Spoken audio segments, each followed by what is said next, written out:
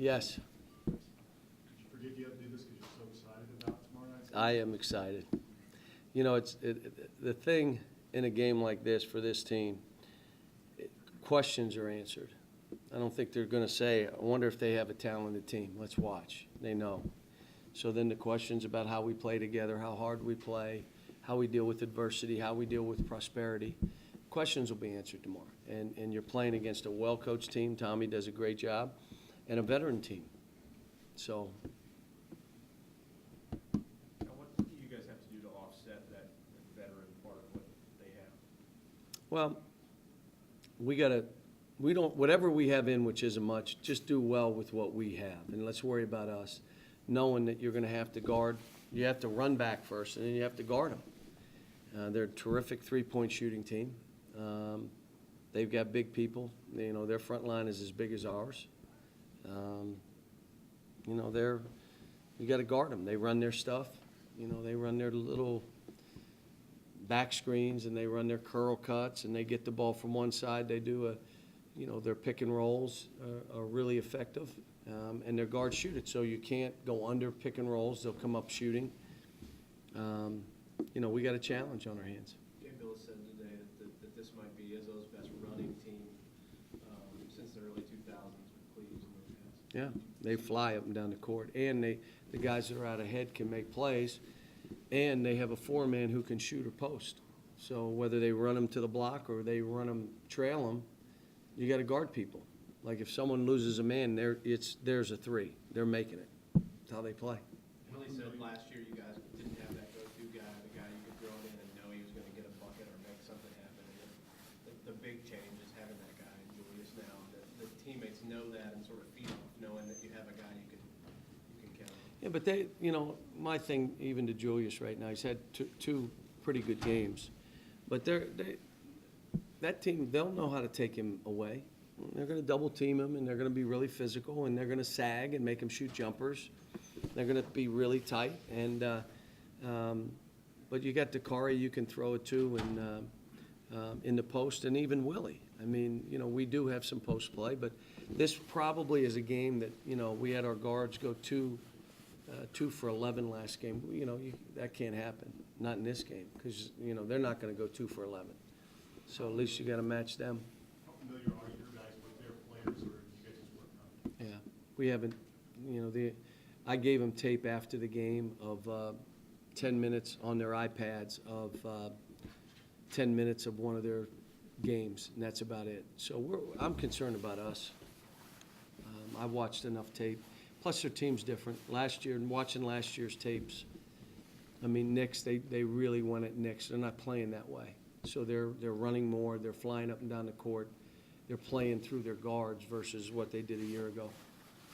Well, we talked a lot last night about players don't need to buy into the hype. How much, if at all, do you talk to your guys about avoiding that? I didn't mention it. I mean, every game we play is hyped. I mean,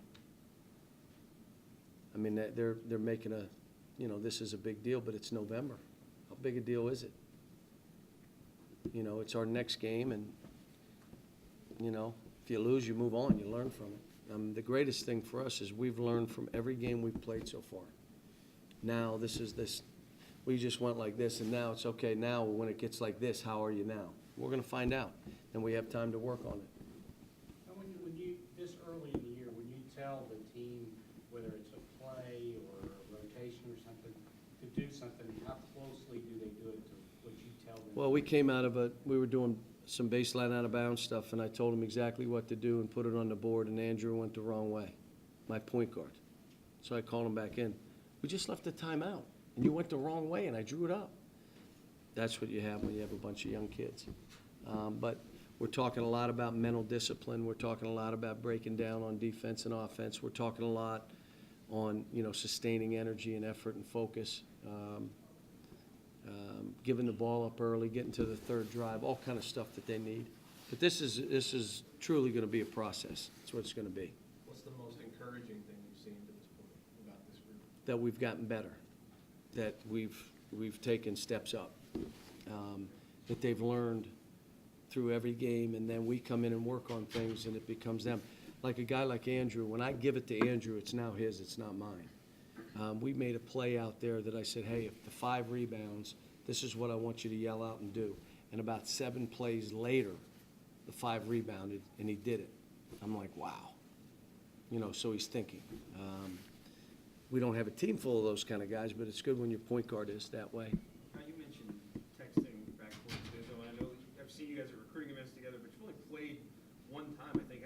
Where's that relationship kind of come from? Just, you know, we came up the same way, assistant coaches and GAs and the 19th assistant, and knew each other and respected each other. And, you know, he's one of those guys that I've talked to a lot as the season goes on. He'll make me laugh, I make him laugh. And the great thing is, we don't make it personal. It doesn't mean we don't go after recruits hard, or we don't, you know, we've lost guys to them, they've lost guys to us, but it's never personal. Being able to go back and forth, shouldn't it be that way?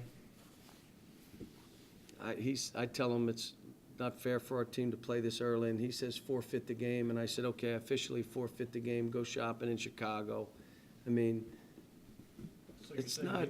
You're saying Izzo's not Patino, is that what you're saying? That's what you're saying, but, you know, I mean, this isn't, you know, sometimes we treat it like life and death, or, you know, that I've got to prove I'm better than this guy, or I got to prove I'm better than that guy. And Tommy and I aren't that way, neither one of us. He's a great coach, and he's a great guy, aside from being a great coach. You said before the year, you still want to see these guys under the lights. These lights are a little bit brighter. Is there still that sense of bigger stage, bigger moment, how they perform? Well, we got other games coming up after that. It'll be just as bright as this game. And, you know, we'll see. I mean, that's why you play the games, so you can figure out where you need to go with your team. And thank goodness it's not football where you lose a couple early, you're done.